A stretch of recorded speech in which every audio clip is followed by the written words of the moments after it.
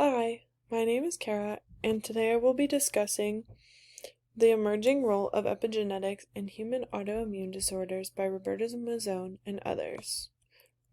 So before I begin, I would like to preface by explaining what exactly an autoimmune disorder is, which is when the body's natural defenses fail to differentiate foreign cells from own cells which causes healthy tissue or organs to be attacked.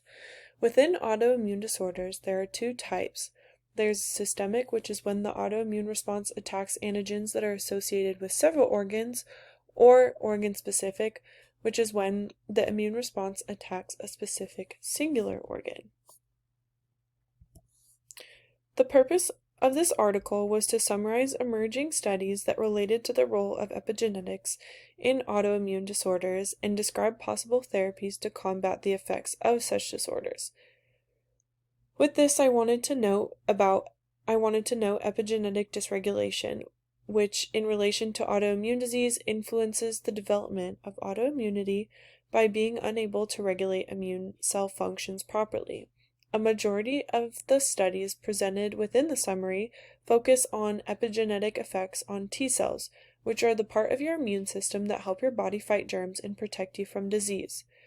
The article itself focuses on the most prevalent autoimmune disorders such as systemic lupus erythematosus or SLE, rheumatoid arthritis, systemic sclerosis, Sjögren's syndrome, autoimmune thyroid disease, and type 1 diabetes. However, within the rest of this presentation, I'm going to talk primarily about SLE or lupus, which is a systemic autoimmune disease that targets whole organ systems. Much of us probably know this in relation to kidneys, but it can also affect our lungs and heart as well. I also wanted to talk about this because it is predominantly found in women over men, although there is not a lot of reasoning as to why. So the next question we must ask ourselves is, how do epigenetics influence autoimmune disorders? So in the case of a T cell, we have three different actions that can occur, or they can happen all together. We have DNA methylation, which in these genes is usually hypomethylated, causing a lowering of gene expression or even silencing of the gene. We can also have post-translational histone modifications such as phosphorylation, acetylation, or methylation, which again lead to gene silencing, or non-coding RNA molecules, which also can inhibit genes from being able to be expressed. A lot of the types of non-coding RNAs that are talked about within this article are microRNAs, and I just wanted to let you guys know ahead of time. So within the targets of therapy that are going to be talked about, they use a lot of methods relating to cancer modulators, which are already well known and used within the cancer setting. And then they use them in terms of autoimmune diseases to see how they differ and how they work within those types of areas. So cancer modulators themselves work to help the body's immune response fight back against cancer. Within this, there are two different main targets for autoimmune diseases. In relation to epigenetic mutations, there are DNA methylation and histone modifications. There is not much known about non-coding RNA imbalances, so there haven't really been as many targets linked to those types of RNAs for genes that are being silenced and causing autoimmune diseases. So to combat DNA methylation, we have what are called DNMTIs, or DNA methyltransferase inhibitors, which prevent methylation from occurring and which allows genes to slowly activate over time. We also have histone modifications that are called HDACIs, which are histone deacetylase inhibitors and prevent acetyl groups from being moved around as well or taken off. And these help to alter histone and non-histone proteins and further help with apoptosis and cell cycle arrest within cancer cells and prevent overall growth. So epigenetic changes that were noticed within lupus patients, one of which for DNA methylation was hypomethylation in the T cell at genes CD70, CD11A, perforin, and CD40LG. Because there was a decrease in all of these gene expressions, there was also a detrimental effect to the overall function of the T cell, which then further caused the autoimmune disorder to arise. Along with this, there was also hypomethylation of genes within the interferons, and that is really important to note because this prevents the formation of antiviral factors that can help stop the spread of infections throughout the body, because those with autoimmune disorders are more susceptible to infections. Along with this, the summary article talked about a mice experimentation where they highlighted histones H3 and H4 that showed increased methylation and decreased acetylation, which again represses transcription.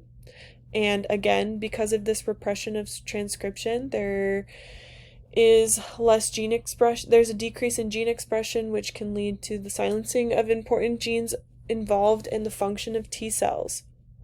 I also wanted to note that histone modification patterns within lupus have not been investigated a lot, and so therefore there's not a lot of information out there as to how these modifications directly impact lupus as a whole. In terms of non-coding RNAs, it talked a lot about microRNAs 21, 148A, and 126. And they found that they had been associated with a decrease in expression of DNMTs in CD4 T cells in lupus patients, which helps to methylate genes that might need to be repressed for proper T cell functioning.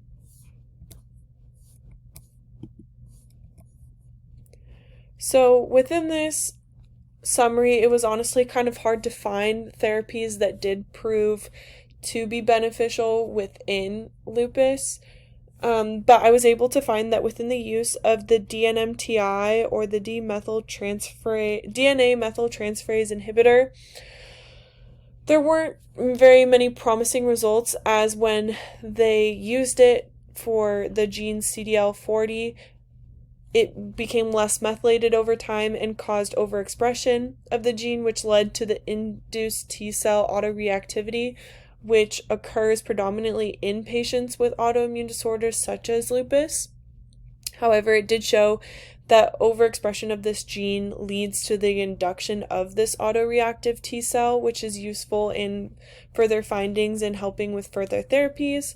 Another drug looking at HDACIs, which are the histone modification ones, were a little bit more exciting when used with lupus-prone mice samples, as the histone modifications were able to be removed and gene expression was normalized. However, when they again tried this type of HDACI on lupus T cells, there were differing levels of acetylation for acid nuclear transporter proteins, transcription factors, and cytoskeleton proteins, which put the researchers to a state that they didn't have enough information they didn't have enough evidence to connect histone modifications to lupus. And again, this kind of reiterates the idea that there isn't a lot of information about histone modifications and lupus out there.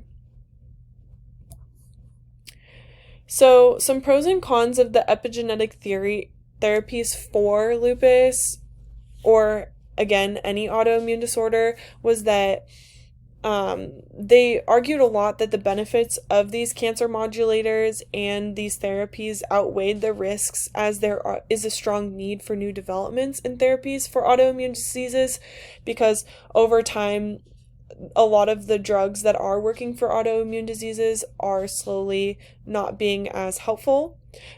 But it is also important to note that these modulators are primarily anti-tumor based and have heavy side effects that can be beneficial and work with cancer, but there isn't much knowledge as to how they affect autoimmune diseases in the future.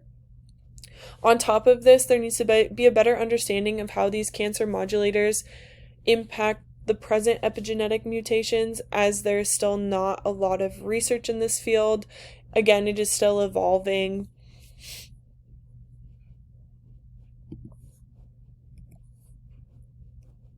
From the research conducted and the summary of findings, the researchers stated that more documentation of how epigenetics directly impacts autoimmune disorders must be done because there is still not enough research present.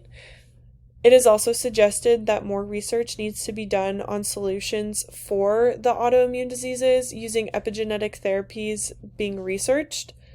And due to these therapies having extensive side effects, more research about how the specific side effects based on the therapies used and the disease must be conducted as well to kind of create a better outline as to how the whole process of the therapy, of the epigenetic therapy, would work for the patient.